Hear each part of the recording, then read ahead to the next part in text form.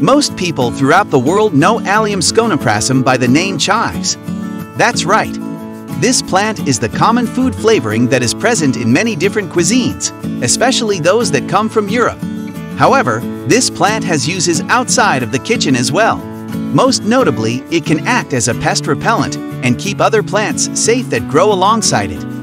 The word chive that we are so used to using for this plant originally came from the word cepa that comes from Latin and means onion. Later, in the French language, this plant became known as chive, while other European languages refer to it as little onion. Coincidentally, this plant is a close relative of onions as well as leeks and garlic. Those three ingredients can work together to create tasty spice rubs that are common in different areas of the world. The story of chives is not entirely positive, unfortunately. The first issue with this plant is that it spreads incredibly quickly. It disperses its seeds effectively, which allows it to colonize areas freely. In the United States, it is often considered to be a weed or an invasive species.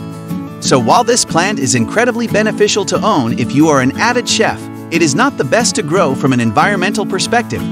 The other issue with this plant is that it is toxic to pets. It contains organic sulfur compounds that are harmful to cats.